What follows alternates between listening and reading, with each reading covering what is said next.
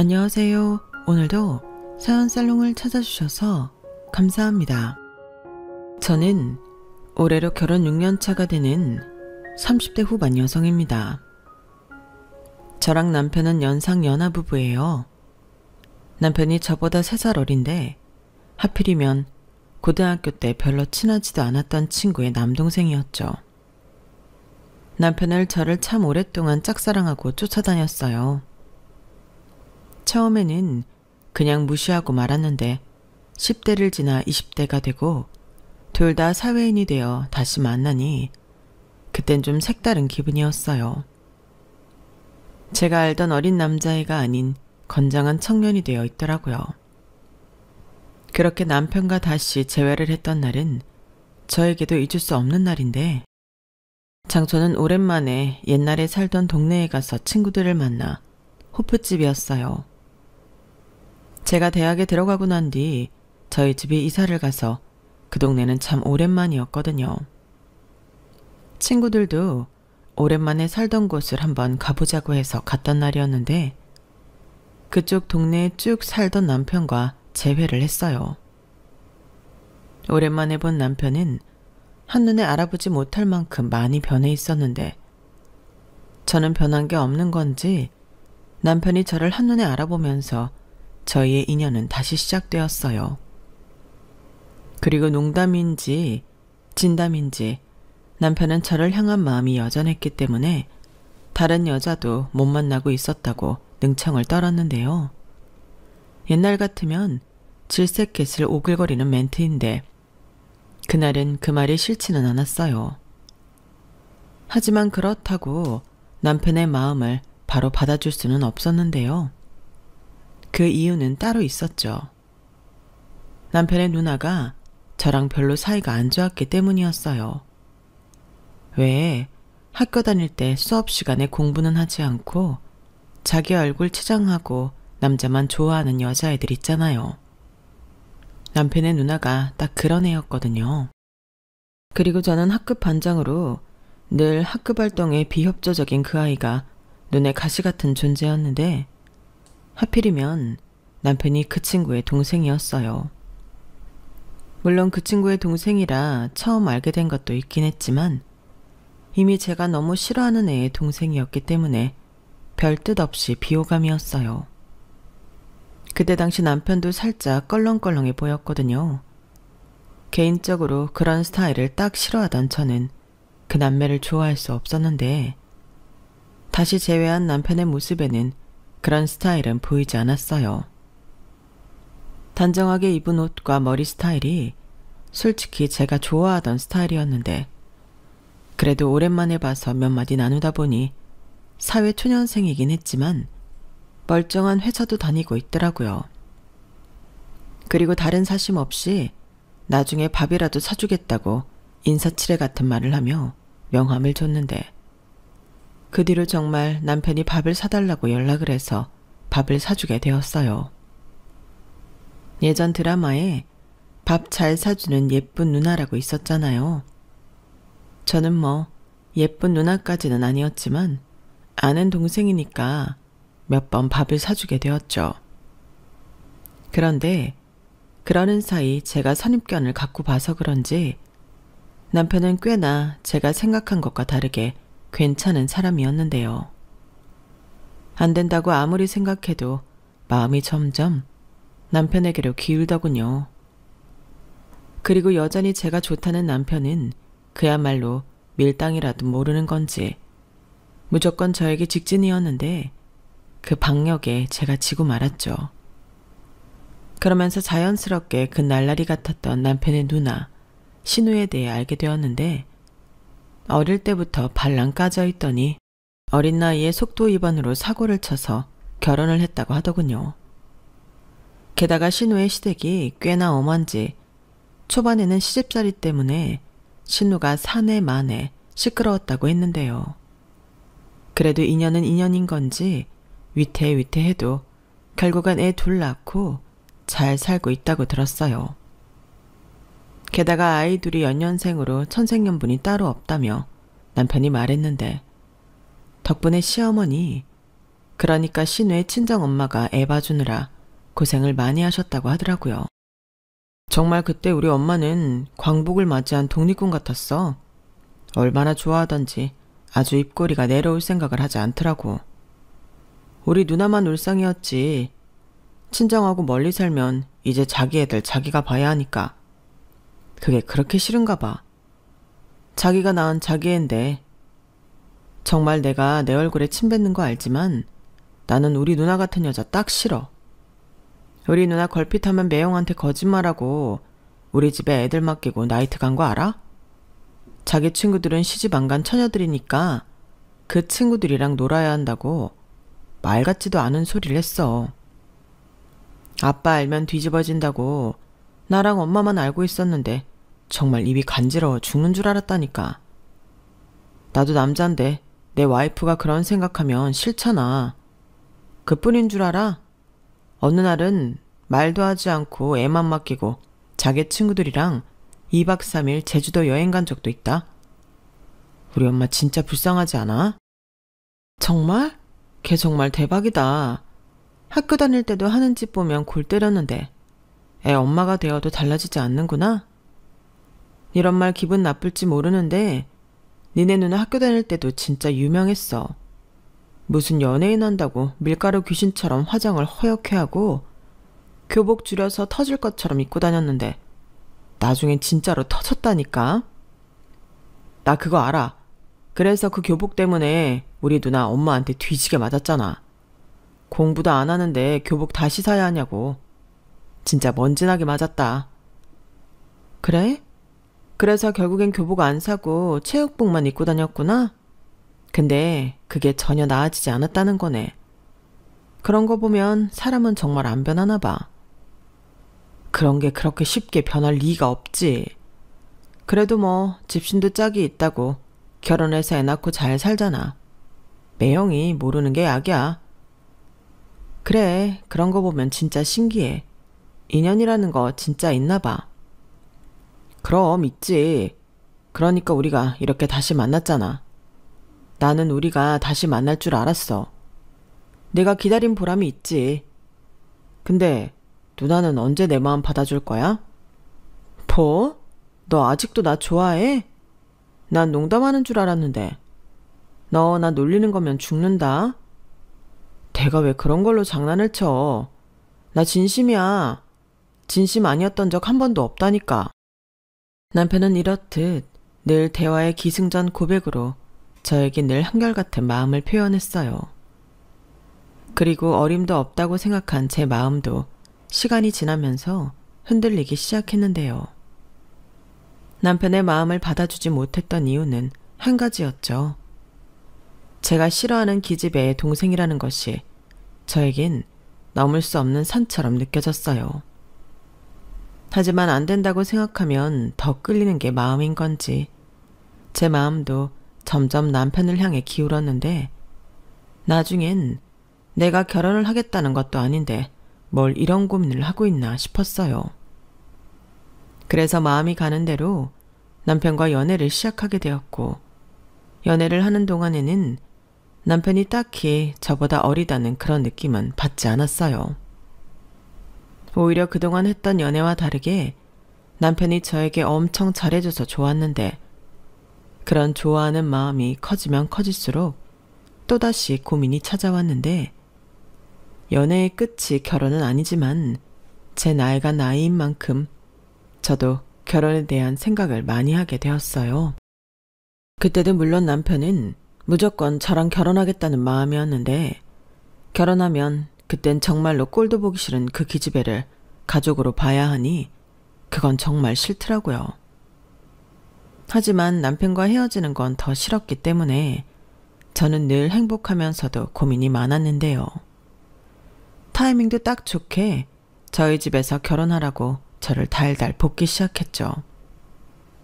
그때가 제 나이 갓 30이었어요. 저는 저희 집에 장녀로 7살 나이 차이가 나는 남동생이 있었는데 부모님은 그동안 뿌린 경조사비가 많다며 저에게 만나는 사람이 있으면 하루라도 빨리 시집을 가라고 성화를 부리셨어요. 심지어 제가 만나는 남자가 연하에 제 여자 동창생의 동생이라는 걸 알았을 때는 어린 남자랑 살면 더 좋지 않냐고, 신우이가 동창생인 게 뭐가 대수냐고 이미 남편을 당신 사위로 생각했어요. 그리고 남편이 처음 저희 집에 인사를 왔을 때는 저한테 잘하는 모습을 보고 결혼이 거의 확정된 것처럼 신서방이라고 불렀는데 제 얼굴이 화끈거려 죽는 줄 알았어요. 하지만 연애를 하면서 제 나이 30이 넘었는데 그때는 더 늦기 전에 결혼을 해야 하지 않을까 고민도 하게 됐는데요. 그런 이유로 저는 남편과 결혼을 결심하게 되었어요. 그리고 대망의 상견례 날엔 불편한 신우와의 재회를 하며 살짝 파혼의 위기가 오기도 했는데요. 그렇게 저를 보고 갈구더라고요. 자기가 손이 신우니 형님이다 이거였죠. 하지만 시부모님 인상은 참 좋았는데 신은 그 기집애만 아니면 나쁠 것이 없겠다 싶었어요. 하지만 그것도 어디까지나 잘 몰라서였는데 팔은 안으로 굽잖아요. 며느리보다는 당연히 당신 딸이 더 중요하겠죠. 게다가 상견례 자리에서 신우가 먼저 기고만장해서는 자기 엄마한테 저에 대한 이야기를 함부로 하기 시작했는데요. 진짜 세상 좁다.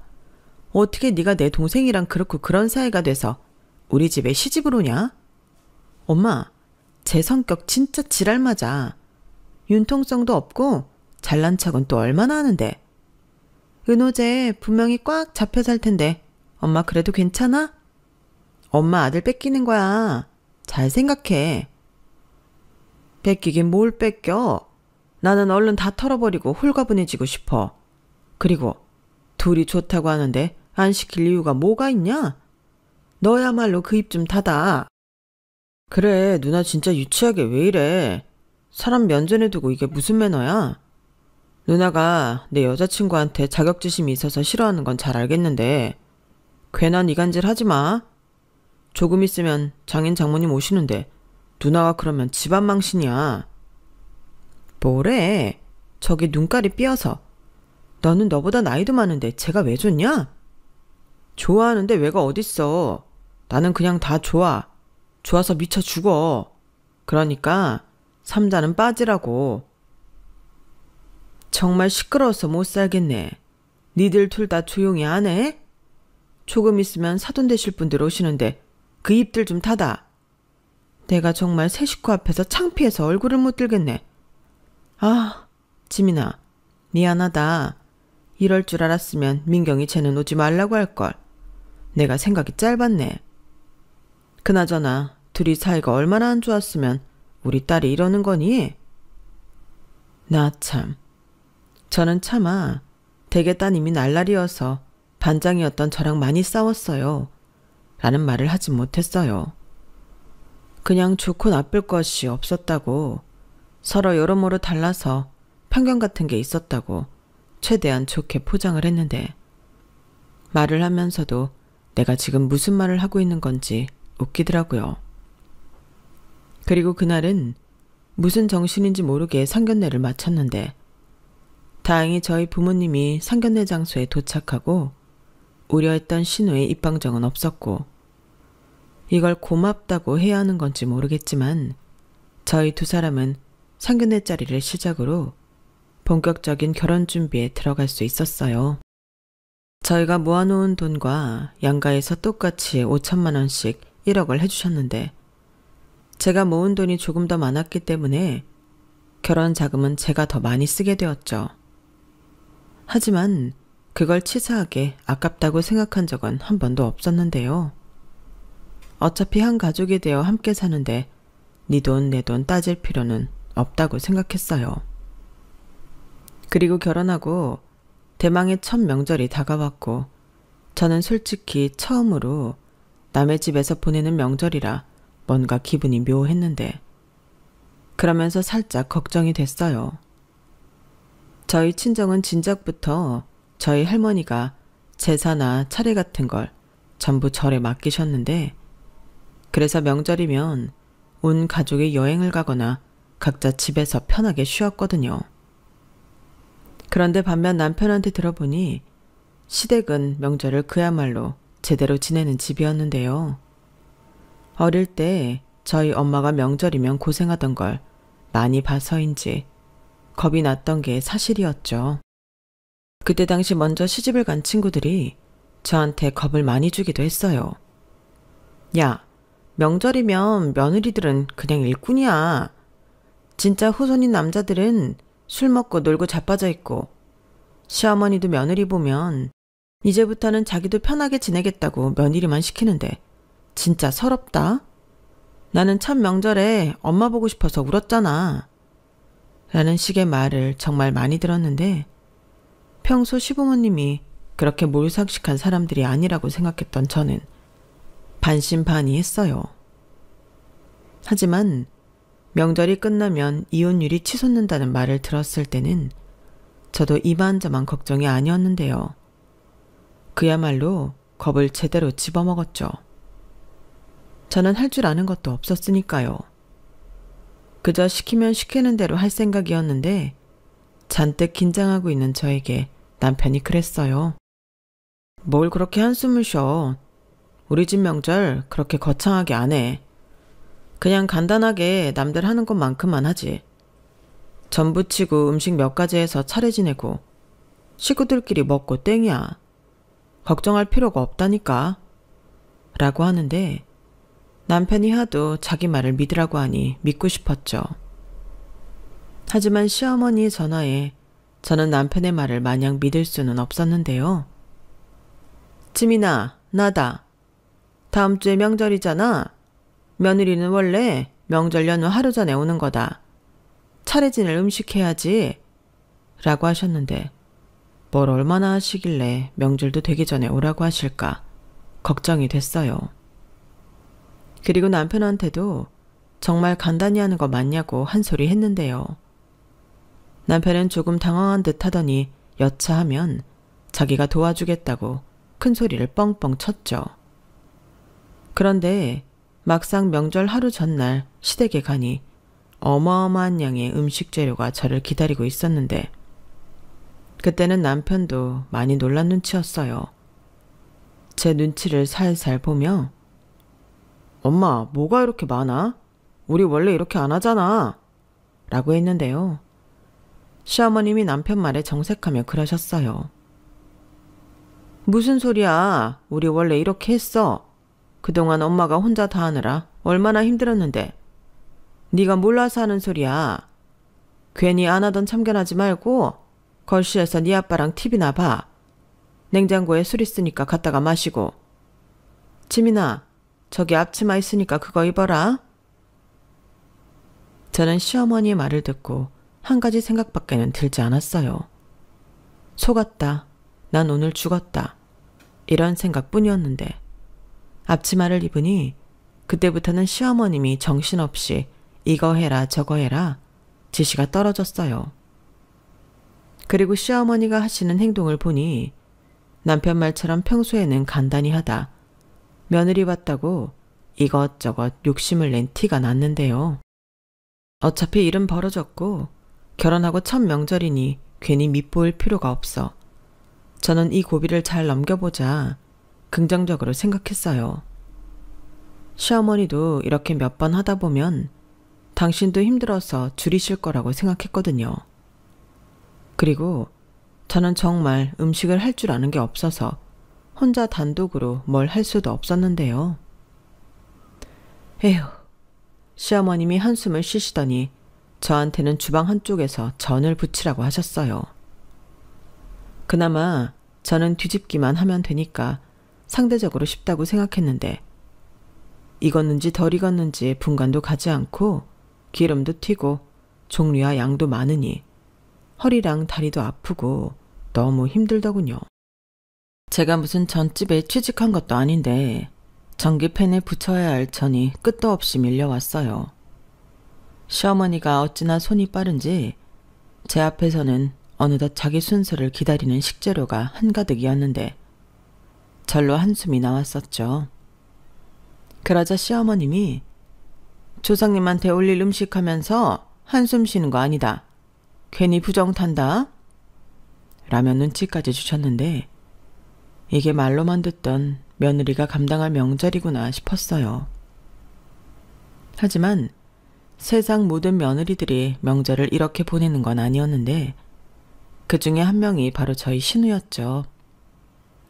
제가 한참 전을 부치느라 정신이 없을 때 신우가 김치통 같은 걸 들고 나타났는데 글쎄 자기는 친정에서 명절 음식을 싸가겠다고 하더라고요.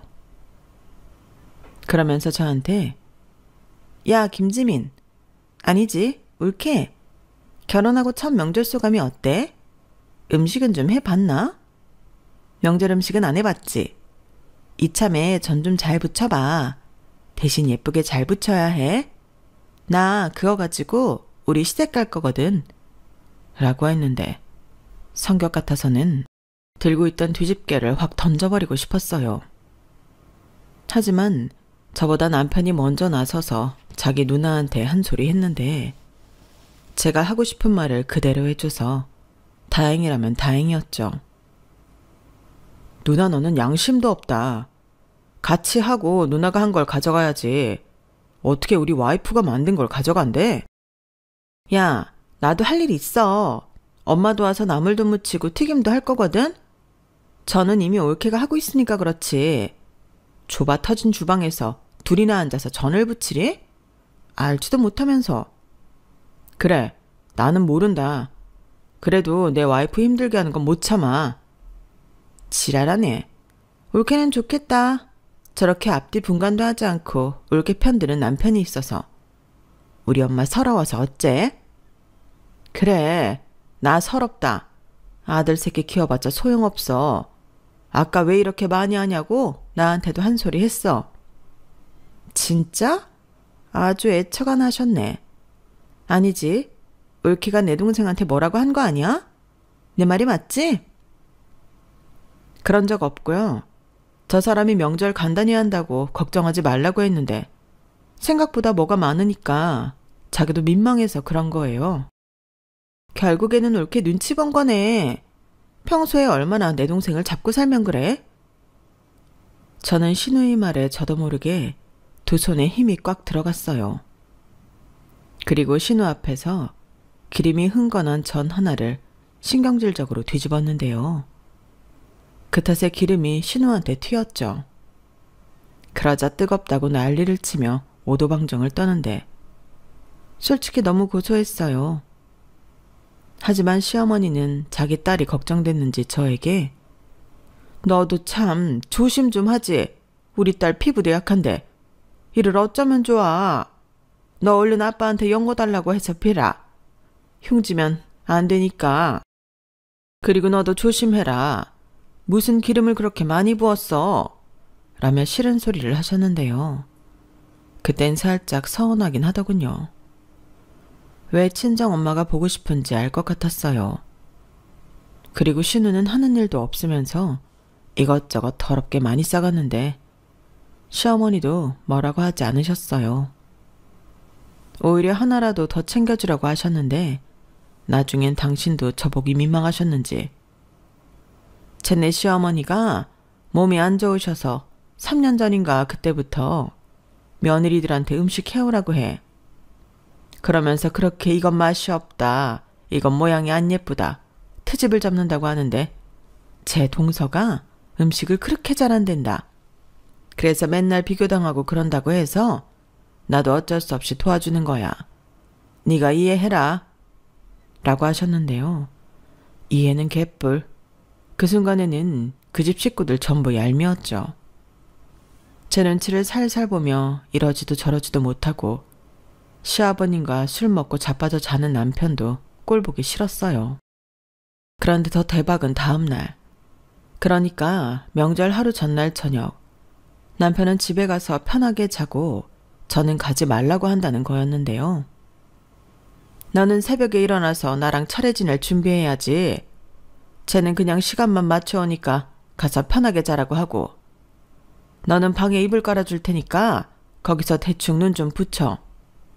어차피 1년에 명절이라고 2번밖에 없는데 2번 정도는 고생할 수 있지. 나도 하는데. 어머니, 그래도 그건 좀. 제가 내일 일찍 올게요. 저도 잠은 집에서 편하게 자고 싶어요. 얘가 무슨 말을 하는 거야? 그러다 늦잠이라도 자면. 여기서는 네가 늦잠 자면 내가 깨우면 되지만 지 집에서 그러면 내가 어쩌니? 그래, 며느리는 원래 그렇게 하는 거다. 네 시어머니 말 들어. 그럼 나도 그냥 여기서 잘게. 나도 와이프 없이 혼자 가기 싫어. 저 새끼는 꼭 낄 때 못 낄 때 구별을 못해. 너는 그냥 가서 편하게 자. 내가 너라도 편하게 해주려고 하는 건데 그렇게 눈치가 없어. 지금이야 니들 신혼이라 그렇지만 몇 년 지나봐라. 너 그러면 나중에 집에 혼자 가서 자고 싶어도 얘가 안 보내줘. 저는 시어머니의 말에 저도 모르게 눈을 동그랗게 뜨고 시어머니를 쳐다봤어요. 그러자 제 시선을 느꼈는지 시어머니는 헛기침을 하고는 마치 당신은 아무 말도 안 했다는 듯 딴청을 부리셨는데 이미 저는 시어머니의 검은 속을 다 알아버렸고 첫 명절이지만 정남이가 뚝 떨어졌는데요. 아, 이래서 명절이 지나면 그렇게 부부들이 이혼을 하겠다고 하는 거구나. 절실하게 느꼈어요. 막말로 우리 조상님도 아닌데 이렇게 명절 음식을 하는 게 맞나? 불만만 가득했죠. 그래서 저는 무조건 일찍 오겠다고 집에 가겠다고 고집을 부렸는데요. 몇 시간이든 잠은 편하게 자고 싶었어요. 그러자 시어머니도 저랑 계속 실랑이를 할 수 없으니 알아서 하라고 언짢은 기색을 보이셨는데요. 어차피 저를 배려하는 사람은 하나도 없는데 그런 눈치까지 보고 싶지 않아 신경을 쓰지 않았어요. 그리고 하루를 48시간처럼 보내고 집에 왔을 때는 폭발하기 일보 직전이었는데 신우한테 전화까지 와서 더 최악이었어요. 아무래도 시어머니와 통화를 한 모양이더라고요. 울케, 지금 어디야? 정말 집에 갔어? 아니, 어떻게 시어머니가 하는 말을 그렇게 무시하고 자기 마음대로 해? 내가 정말... 그래도 말 안 하고 꾹 참았는데 음식도 엉망이고 내가 오늘 우리 시어머니한테 얼마나 혼났는지 알아? 동서가 쪼개면서 웃는데 자존심 상해서 죽는 줄 알았어. 저는 지금 생각해도 어이가 없었어요. 그래서 뭐라고 쏘아 붙여줄까 하다 괜히 빌미를 만들어주고 싶지 않아서 말없이 전화를 끊어버렸는데요. 그리고 핸드폰이 꺼진 것처럼 핸드폰 전원도 아예 꺼버렸죠. 남편 핸드폰 알람이 있으니 제 핸드폰이 꺼져 있어도 아무 문제 없다고 생각했어요. 그런데 전날 너무 피곤했던 탓인지 저는 푹 잠이 들고 말았고 남편이 핸드폰 알람 소리가 나자마자 잠결에 꺼버리는 바람에 명절 당일 시댁을 늦게 가게 되었어요. 큰 소리 뻥뻥 치고 저 잘났다고 집에 와서 잤는데 죄송하고 창피해서 몸둘 바를 몰랐죠. 제가 시댁에 도착한 시간이 10시쯤이었거든요. 그러니 차례는 이미 다 지낸 뒤였고 당연히 시어머니는 심기가 불편한 듯 저를 아주 투명인간 취급을 하셨는데 제 잘못이 맞으니 저도 눈치를 얼마나 봤는지 몰라요. 남편도 시아버님에게 된통 혼이 났는데 가시방석도 그런 가시방석이 없더라고요. 하지만 그날은 명백한 저의 잘못이니 최대한 반성하는 태도로 알아서 일거리를 찾아 눈치껏 하며 시간을 보냈는데요. 그렇게 첫 명절을 보내고 나니 명절은 저에게 트라우마가 되었어요. 왜 결혼한 여자들이 명절 전에 명절 증후군을 겪는지 그 이유를 알겠더라고요. 보기 싫은 신우도 그렇고 산더미 같은 일거리에 부당한 대우, 거기에 더불어 시어머니 눈치까지 살펴야 하니 세상의 명절은 그냥 법으로 사라졌으면 좋겠다고 생각했어요. 왜 쓸데없이 1년에 2번씩이나 있어서 사람을 못살게 구는 건지 어디 민원이라도 넣고 싶은 심정인데요. 날은 흘러 결국 2번째 맞이하는 명절이 되었어요. 시어머니는 지난번 일이 있기도 해서 단단히 벼르고 계신 듯 했는데 정말 어디라도 크게 다쳤으면 좋겠다고 생각했어요. 아니면 임신이라도 하면 좋겠다고 생각했는데 그만큼 싫었어요. 그리고 제가 그러면 그럴수록 남편은 어쩐지 좀 서운해하는 눈치였는데 그게 사실이라 아닌 척도 못하겠더라고요.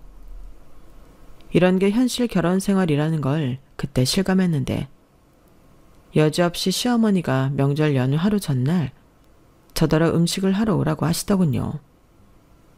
지난번에야 한번 해봤으니 이번에는 더 잘해야 한다며 부담도 잊지 않고 주셨는데 진심 무서웠어요. 하지만 저라고 뭐 별 수 있나요? 여지없이 명절은 다가왔고 시어머니가 오라는 날에 도살장에 끌려가는 소처럼 갈 수밖에 없었는데요. 그날은 신우까지 와서 모녀가 쌍으로 저를 기다리고 있었어요. 옳게 왔어? 이번에는 전 태우지 말고 잘 붙여야 해. 라고 얄미운 소리까지 하는데 자기는 예쁘게 네일아트까지 받고 왔더라고요. 절대 일할 생각은 1도 없어 보였어요. 그러면서 이번에도 자기가 시댁에 가져갈 음식을 저에게 하라고 했는데 지는 제가 전을 잘 붙이는지 관리 감독을 하겠다고 입방정을 떨더라고요. 그리고 옆에서 시어머니는 아무 말도 없이 그저 웃고만 계셨는데 정말 이건 아니다 싶었어요. 제가 왜 신우 시댁에 가져갈 음식까지 하냐고요. 그래서 잠깐 뭐 좀 사올 게 있어 나갔다 오겠다고 시어머니에게 양해를 구했는데 신우가 대번에 음식하기 싫어서 도망가는 거냐고 깔깔거리며 농담이라고 웃었는데요. 저도 빙그레 따라 웃었어요. 도망가는 건 아니지만 결코 너 좋으라고 개고생은 하지 않겠다는 그런 뜻의 미소였는데 아무튼 그 길로 저는 시댁을 나와 무작정 택시를 불러 잡아탔어요. 남편한테도 말을 하지 않고 나와 택시를 타니 남편에게 전화가 오고 난리였는데 저는 무시하고 목적지를 향해 달려갔죠. 그리고 제가 도착한 곳은 시댁과 가장 가깝다는 재래시장이었는데요. 무슨 보물찾기라도 하듯 저는 전집을 찾아 헤맸어요. 그리고 이윽고 줄이 긴 전집을 발견했는데 저는 그날 그 전집의 제일 큰 손이 되기로 했죠. 아주 골고루 쓸어 담다시피 전을 샀는데요. 벌써부터 신우와 시어머니가 놀라 자빠질 모습을 상상하니 신이 나더군요. 그리고 한참을 기다려 전을 받아든 저는 시댁으로 돌아왔는데 그때까지 이 두 모녀는 수다 삼매경에 빠져서 음식 준비를 전혀 하지 않았어요. 딱 보니 저만 기다리고 앉아 있었는데 저는 기세등등하게 그녀들 앞에 사온 전을 개봉해 보였죠. 그러자 예상한 대로 시어머니와 신우가 놀라서 입이 떡 벌어졌는데 시어머니가 먼저 이게 다 뭐냐고 물으셨어요. 딱 봐도 전인데 뭐냐고 물으니 전이라고 대답할 수밖에 없었죠. 헐, 대박. 올케 너 전 부치기 싫어서 지금 이 많은 걸 사온 거야? 네, 시댁에 들고 갈 전 필요하다면서요. 돈은 안 받을 테니까 알아서 골라 주워 담고 가요. 너 지금 나랑 장난하냐? 그러는 걸로 보이냐? 난 지금 매우 진심이야. 엄마! 아니, 지민아. 아무리 전을 부치기 싫어도 그렇지 이런 걸 사오면 어떡하니? 왜요? 제가 하는 것보다 훨씬 모양도 예쁘고 맛도 좋아요. 줄이 얼마나 길었는데요. 엄마, 제 꼬라지 나서 지금 우리한테 시위하는 거야. 뭐라고 해야 해. 무슨 일이야? 왜 이렇게 주방이 시끄러워? 아빠, 이것 좀 봐. 며느리가 전 부치기 싫다고 이걸 다 사왔어. 세상에, 어떻게 이런 생각을 다 하지? 자기야, 이게 다 뭐야? 이거 사러 아까 나간 거였어? 지난번에 한번 해보니까 영 못 해먹겠더라고. 누군 놀고 자빠졌는데 왜 나만 이런 개고생을 하나 싶어서. 그때 봤잖아. 해줘도 지랄인 거. 이럴 바에는 그냥 전문가가 만든 걸 사는 게 훨씬 이득이겠다 싶어서 사왔는데 왜 다들 이러시지? 너 정말 제정신인 거야? 아무리 지난번 명절에 골이 났어도 그렇지. 엄마, 그러니까. 내 말이 맞잖아. 쟤 완전 또라이야. 아빠도 가만히 있지 말고 뭐라고 혼 좀 내. 나 참, 살다 이런 경우는 또 처음이네. 세아가, 아무리 세상이 변했어도 이건 아니지. 이게 무슨 못 배운 행동이니? 차례 음식은 자고로 예의와 정성을 다해서 준비하는 거야. 근데 이런 누가 만든지도 모르는 천을 사오면 어떡하니? 이거 다 치우고 더 늦기 전에 새로 해라. 아버님. 어른이 말하는데 말대꾸하는 거 아니야. 너는 네 집에서 그렇게 하라고 배웠냐? 잔말 말고 부지런히 해. 당신도 거기 가만히 있지 말고 얼른 서둘러. 며느리 봤다고 아주 당신까지 나사가 풀렸어. 왜 나한테 그래? 사고는 며느리가 쳤는데. 잘한다. 집구석 아주 잘 돌아가네. 이래서 집안에 며느리가 잘 들어와야 하는데. 올케 너 때문에 이게 다 뭐냐? 빨리 잘못했다고 해. 아까는 잘만 떠들더니 내 꿀 먹은 벙어리가 됐어. 야, 김지민. 저는 신우의 깐족거림에 더는 참을 수 없었어요. 이 집구석엔 제 편이라고는 하나도 없는 것 같았는데 그도 그럴 게 남편도 선뜻 따라 나서지 못하니 더 짜증났어요. 그리고 점점 저를 향한 험악해진 분위기 속에 결국 나를 지킬 수 있는 건 나 자신밖에 없다는 생각을 하게 되었는데요. 이왕 이렇게 된 거 그날 날 잡았다 생각하고 저는 오늘 할 말 다 하기로 마음먹었죠. 여기서도 안 좋아져봤자 이혼밖에 더 있나 그런 생각을 하니 무서울 것도 없었고요. 그래서 기대에 찬 얼굴로 저를 쳐다보고 있는 신우를 무시하고 시아버님에게 다이렉트로 제 할 말을 하기 시작했는데 지금 생각해도 술 한 모금 마시지 않고 그런 말들을 쏟아냈다는 것에 놀랄 뿐입니다. 아버님, 저 할 말 있어요. 아까 차례 음식에는 예의와 정성을 다해서 준비해야 한다고 하셨죠? 그런데 저는 지난번 명절에도 그렇고 예의와 정성을 담아 음식을 하지 않았어요. 그건 누가 하는 거예요? 막말로 제 조상도 아니고 심지어 신은의 시가 쪽 조상은 더 모르는 생판 남인데 제가 왜 그 조상들을 위해 없는 예의와 정성을 담아야 하는지 모르겠어요. 저도 남이고 이 전을 만들어 파는 사람도 남인데 결국엔 다 같은 거 아닌가요? 자기야, 왜 그래? 그만해. 너야말로 가만히 있어. 이혼당하고 싶지 않으면. 왜 나만 당해야 해? 내가 뭘 그렇게 잘못을 했는데? 아, 너랑 결혼한 게 잘못인가? 뭐야? 너 지금 말 다 했니? 어머니도 같은 여자니까 지금 제 기분이 어떤지 모르시지 않죠? 그리고 명절 지나면 젊은 부부들이 이혼 한 해 만회하는 것도 아세요? 저희도 그거 하게 생겼어요. 야, 김지민, 너 미쳤어? 이게 어디서 우리 엄마 아빠한테? 그래, 너 시부모 무서운 줄 모르는구나. 그래, 아까 나 때문이라고 했지? 내가 이렇게 빠개 친 건 너 때문이야. 너는 어떻게 된 게 하나도 안 변했냐? 이기적이고 못돼 처먹고 네 시어머니도 먼저 가져간 전 내가 한 줄 아시니? 이참에 그것도 한번 확인해보자. 야, 너 정말 나랑 해보자는 거야? 못할 거 없지. 내가 언제 너한테 지는 거 봤어? 조용히 해. 이것들이 진짜. 그래 자기야, 그만하자. 제발. 왜? 내가 틀렸어? 왜 자꾸 나한테만 참으라고 하는 건데? 니네 조상님한테 올릴 차례상이잖아. 그럼 누가 하는 게 맞는 거야? 왜 남이 실컷 만든 음식에 숟가락 얹이듯 절만 하는 건데? 확 절하는 엉덩이를 차버릴까 보다. 나 이제 안 해. 공평하게 자기 조상님 밥상은 그 후손이 하자. 아니면 너도 내일 우리 집 가서 하루 종일 전 부칠래? 그만. 어디 남의 귀한 아들한테 그딴 짓을. 내가 정말 살다 너같이 대먹지 못한 며느리는 처음 봤다. 너 그렇게 내 집 차례 지내는 게 불만이면 그래, 앞으로 우리 집에 얼씬도 하지 마라. 시집 오면 그 집 귀신이 되는 건데 너는 어떻게 그런 마음으로 내 집에 시집을 왔어?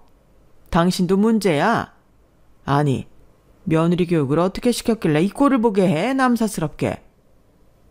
아버님, 외람되지만 한마디만 할게요. 이런 게 남사스러운 게 아니고요. 남자랍시고 손 하나 까딱하지 않고 비겁하게 시집 온 여자들한테 다 떠넘기는 게 남사스러운 거예요. 다 같이 하면 이런 일도 없이 좋게 또 빨리 끝날 수 있다는 생각 안 해보셨죠? 너 더 분란 만들지 말고 가라. 앞으로 영영 안 와도 되니까 썩 나가. 엄마, 얘 보고 가라고 하면 어떡해. 그럼 앞으로 명절 음식은 누가 해? 나 시댁에 가져갈 음식은. 시끄러워. 니네 시댁에 가져갈 음식은 앞으로 네가 해. 너는 언제까지 일할 거야? 나한테 그래. 저는 아수라장이 되고 있는 시댁 집안 꼴을 보며 유유히 제 가방을 챙겨 그 집을 나왔어요.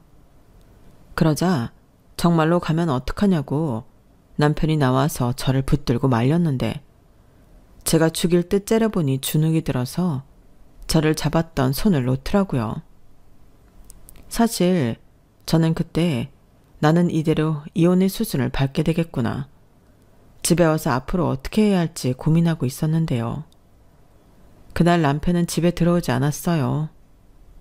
아니, 명절 연휴 동안 집에 오지 않고 연락도 하지 않았는데 저도 왜 들어오냐고, 왜 안 들어오냐고 물어보지도 않았죠.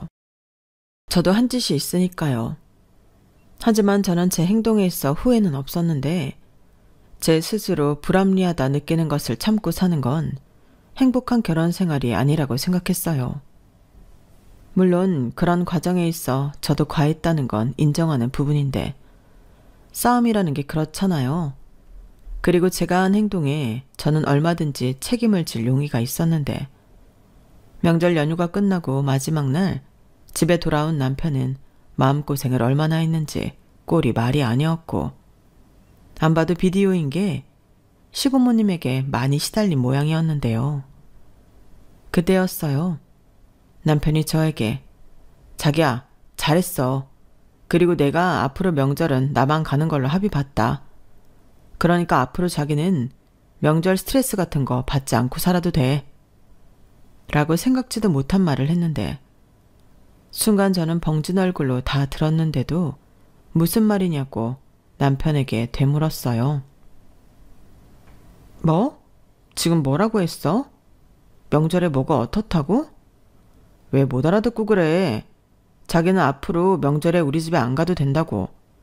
나만 당일 차라에 가기로 했으니까 자기는 이제 신경 쓰지 마. 아니, 어떻게? 어떻게라니? 자기가 그랬잖아. 이혼당하고 싶냐고. 내가 미쳤어? 자기랑 결혼을 어떻게 했는데 이혼을 하게. 그래서 말했지. 아들 영영 안 보고 살 거 아니시면 그렇게 하자고. 그래서 어머님 아버님이 그러자고 하셨어? 자기한테는 이미 오지 말라고 했잖아. 그럼 나더러 이혼하라고 하겠어? 아, 우리 누나는 미쳐서 나더러 이혼하라고 난리도 아니더라. 아주 입에 개거품을 물고 난리를 치는데 조카들이랑 매형만 없었어도 내가 애들 두고 나이트 다닌 거 다 까발리려고 했어. 그리고 내가 조용히 그러겠다고 하니까 우리 누나가 입을 꼭 닫았는데 지도 어쩔 수 없겠지. 정말? 아니, 어떻게 그럴 생각을 다 했어. 나는 연락도 없고 집에도 안 오길래 나랑 헤어질 생각인가 했지. 에이, 정말 그렇게 생각했어? 이건 좀 서운한데. 그래도 뭐 어쩔 수 없지. 그때는 나도 당황해서 자기 편을 못 들어줬잖아. 자기가 오죽하면 나가서 그 많은 전을 사왔겠어. 미안해. 힘들게 하려고 결혼하자고 한 거 아닌데. 아니, 사과를 하면 내가 할 말이 없고. 왜 없어? 그때 보니까 우리 자기 완전 멋있던데. 옛날에 학생회장 하던 그 포스가 다시 나오는 것 같던데? 설마. 근데 자기도 나 때문에 미운 털 박혔겠다. 박히면 어때? 미우나 고우나 난 아들인데. 이제 신경 쓰지 마. 다 끝났어. 그리고 만약에 이렇게 했는데도 무슨 일이 생기면 그때는 우리 진짜 다 끊고 우리끼리만 살자. 지금 당장 내 식구랑 행복하게 사는 게 중요하지. 저는 남편의 말에 안도와 함께 눈물이 찔끔 나왔어요. 아무것도 못하는 비겁한 겁쟁이라고 욕도 많이 했는데 그게 아니더라고요. 그리고 저는 어리게만 봤던 남편을 다시 보게 되었는데요. 그 여파로 한동안은 시어머니와 신우 전화로 제 핸드폰에 불이 나긴 했지만 저는 끝까지 제 뜻을 굽히지 않았어요. 그 덕에 평생 먹을 욕을 그때 다 먹었는데 아무래도 저는 그 많은 욕을 먹어서 오래오래 살 것 같아요. 그리고 제가 결혼하고 시어머니에게 매달 드리던 용돈이 있었는데요. 시어머님이 제가 결혼을 하기 전에 그러셨거든요. 자기는 자식들에게 한평생 용돈이라는 걸 받아본 적이 없다고 하셨는데 그렇게 자식한테 용돈 받는 여편네가 부러웠다고 하셨어요. 그래서 제가 매달 50만 원씩 시아버님 몰래 시어머니한테만 용돈을 드리고 있었는데 명절 사건 때문에 실컷 욕을 먹은 뒤로는 제가 호구도 아니고 그 돈을 드리지 않았어요. 치사하다고 생각하실 수도 있는데 이치가 그렇잖아요. 그렇게 제 욕을 하셨는데 제가 용돈을 드린다고 해도 안 받겠다고 하는 게 맞는 거 아닌가요? 하지만 시어머니는 용돈이 들어와야 하는 날에 돈이 들어오지 않자 저에게 전화도 못 하시고 문자로 친히 좋게 풀어가자고 화해를 요청하셨는데 저는 답장도 하지 않았어요. 제가 원래 뒤끝이 좀 있기도 한 성격인데다 저도 상처를 많이 받았거든요. 그렇게 미우나 고우나 아끼시는 당신 딸에게 받으시라고 하고 저는 제 부모와 남편에게 더 잘하며 살 생각인데요. 후회해도 뭐 어쩔 수 없죠. 사실 제가 남편보다 능력 있는 며느리인데 저랑 잘 지내는 것이 본인한테도 이득이거든요. 하지만 시어머니는 저한테 받을 건 다 받고 자기 자식들만 감싸고 싶어 하셨는데 저는 시어머니도 당신 선택에 책임을 지셔야 한다고 생각합니다. 저한테 잘해주셨다면 저한테 효도를 받으셨을 테지만 제가 아닌 자기밖에 모르는 구제불능 딸을 선택하셨으니 효도는 그 딸에게 받으셔야죠. 뭐 그 딸이 효도를 할지 등에 빨대를 여러 개 꽂을지 불보듯 뻔하지만 저는 시어머니의 선택을 존중하려고요. 솔직히 50만 원이 적은 돈은 아니잖아요. 그래도 시어머니가 기뻐하셔서 그거 하나만 보고 드렸던 건데 돈 굳은 김에 적금이라도 하나 더 들려고요. 아무튼 그 사건 이후 저는 지금도 시댁과는 무관하게 살고 있어요. 중간에서 무슨 이야기가 나오는지는 남편만 알 텐데 저한테 아무 소리 하지 않은 걸 보아하니 좋은 말은 아마 하나도 없지 않나 추측할 따름입니다. 뭐 궁금하지도 않아요. 그 덕분에 저는 1년에 2번 있는 명절이 그다지 무섭거나 스트레스 받지도 않는데요. 이젠 제 친구나 회사 동료들에게 부러움을 받는 입장이 되었죠. 제 친한 친구가 그러더라고요. 저처럼 초장에 엎었어야 했는데 그걸 못하고 참고 살았더니 자기는 불만도 없는 사람처럼 생각한다고요. 그야말로 호의를 권리로 안다며 명절마다 이혼 어쩌고 저에게 신세한탄을 하는데 도대체 이놈의 명절 문화는 언제 바뀔까요? 새삼 이제 이딴 거 다 필요 없다고 절의 모든 제사와 차례를 맡긴 저희 할머니의 결단력에 존경을 표합니다. 그리고 저희 친정에도 남동생이 있으니 저도 언젠가는 시누이의 입장이 될 텐데 저희 시누이 같은 사람은 되지 않을 거예요. 오히려 남동생이 올케한테 잘못하면 아주 너덜너덜하게 혼을 내줄 생각인데 그게 현명한 거더라고요.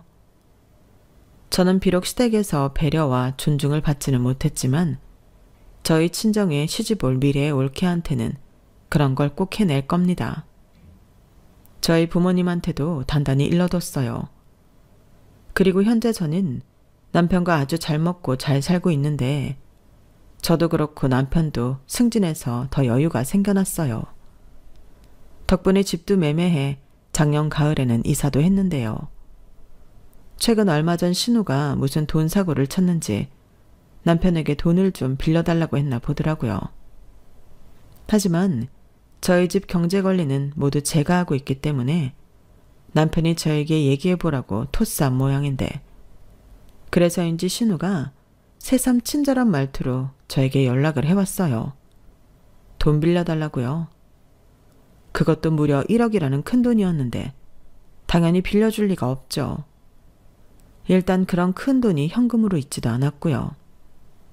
오히려 어설픈 액수를 빌려달라고 하는 게 아니어서 거절하는 게 쉬웠는데, 그렇게 아쉬운 소리를 하려거든 저한테 잘했어야죠. 그래도 그 1억은 좀 큰 액수라 자신은 없는데, 저도 시댁에서 결혼할 때 5천만 원은 받았으니 나중에 시댁에서 도와달라고 하시면 5천만 원은 당연히 해드릴 생각입니다. 그래야 계산이 맞으니까요. 제가 너무 정이 없나요? 제가 사실 그런 캐릭터는 아닌데 잘해드려도 욕을 먹다 보니 저도 어쩔 수 없더라고요. 그리고 지금은 이렇게 사는 것도 나쁘지 않다고 생각하는데 사람의 미래는 알 수 없잖아요. 그러니 너무 나중에 일은 생각하지 말고 지금에 충실하려고요. 이번 명절에는 밀린 영화도 실컷 보고 친정에도 가서 엄마가 해주는 맛있는 밥도 배 터지게 먹고 와야겠어요. 여러분들은 명절 연휴에 어떤 계획을 갖고 계시나요? 많은 사람들이 생각하는 게 다 다를 텐데 부디 이번 명절 연휴도 무탈히 잘 보내시길 바랍니다. 그래서 모두가 공평하게 웃고 행복한 그런 시간이었으면 좋겠네요. 그럼 지금까지 제 사연 읽어주시고 들어주셔서 대단히 감사드리고요. 상처 주는 일도 상처 받는 일도 없는 모두가 행복한 명절이 되길 바라며 복 많이 받으세요. 감사합니다. 여러분, 사연 댓글에 응원과 현명한 조언 부탁드려요. 좋아요와 구독은 저에게 큰 힘이 됩니다. 오늘도 좋은 일 가득하세요.